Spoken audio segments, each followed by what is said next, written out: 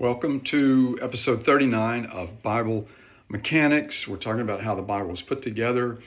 It is more of a library than a book. And in this portion of the series or playlist, we're talking about the structure of the Bible and how its contents are arranged. So last time I talked about the fact that there's 66 books in the Bible altogether, 39 in the Old Testament, 27 in the New. If you have a Roman Catholic or Eastern Orthodox Bible, they'll have a few more Old Testament books. But the Protestant version of the Bible, which is the one that I'm showing you and the one I use, adopts the Old Testament of the Jews. Jesus said salvation is from the Jews. He said the oracles of God were entrusted to them. And so they seem to be a pretty good source.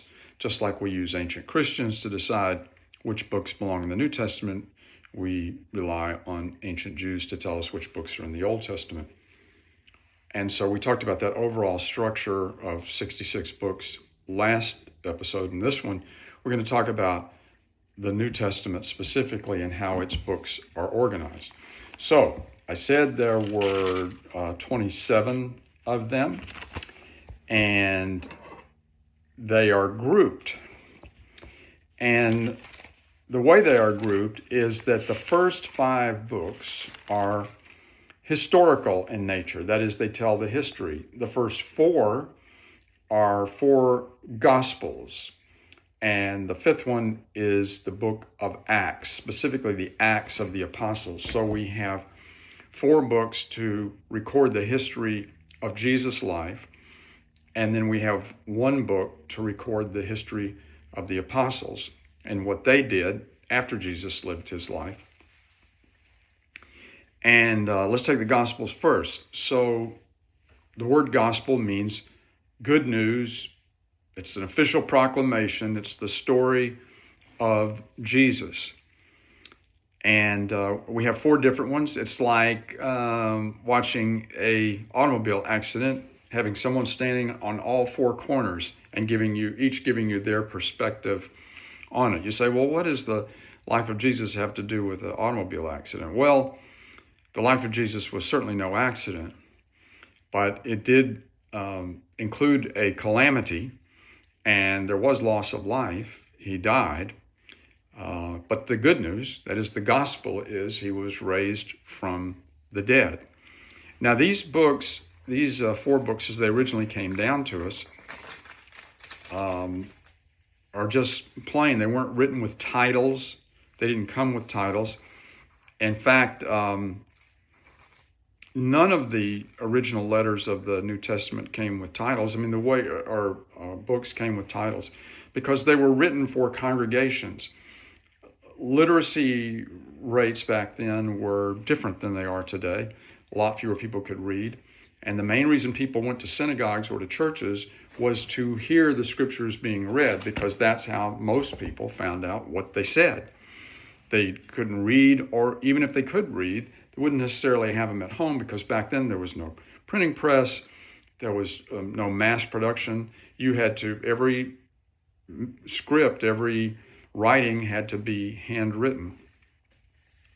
And so you had it was written in the context of a congregation, either to a congregation or for a congregation. So it'd be handed over. They're like, here's the manuscript.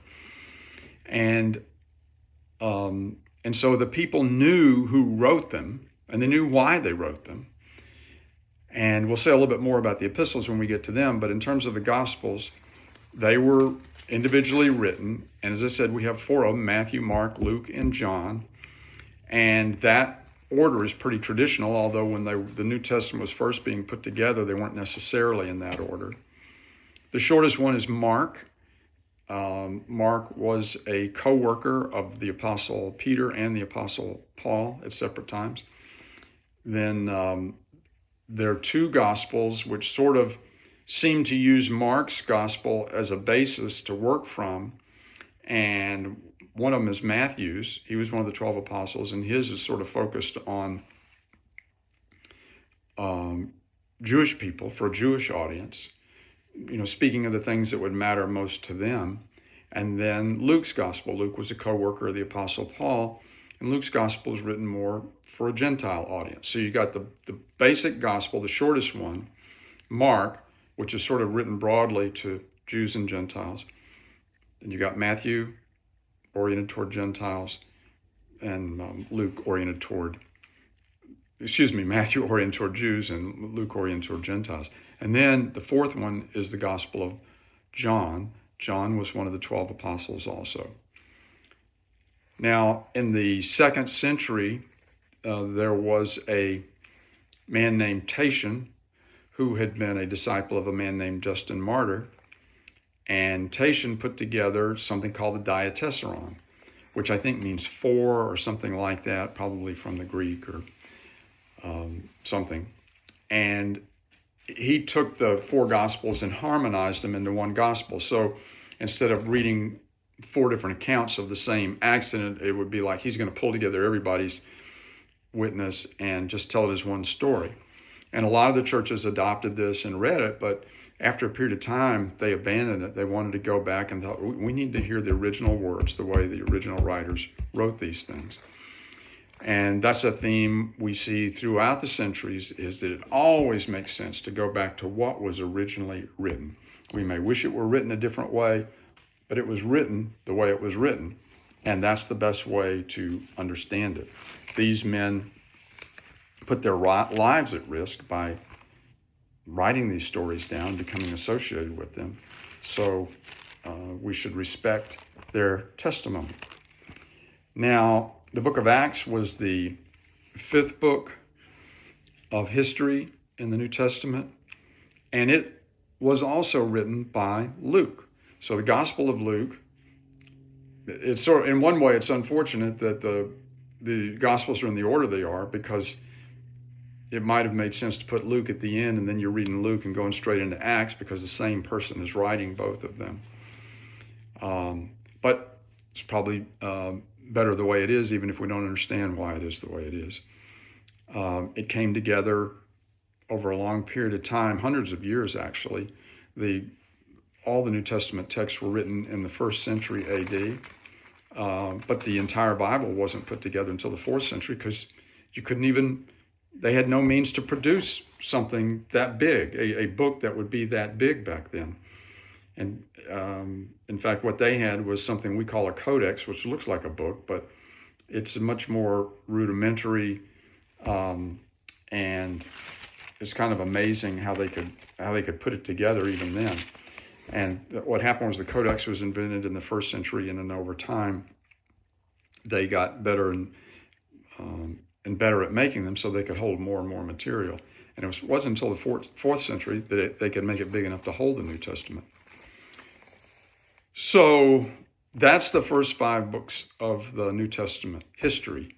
4 books of history about Jesus called the Gospels, 1 book of history about the apostles. And it's actually primarily about Peter and Paul.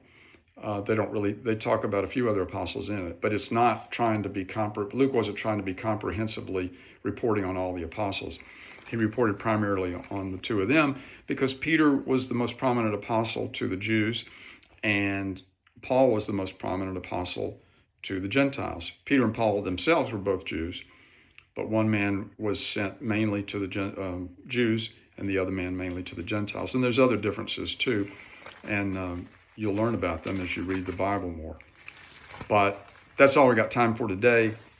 I'll pick up the epistles or letters the next time you watch one of these things. Thanks. Bye.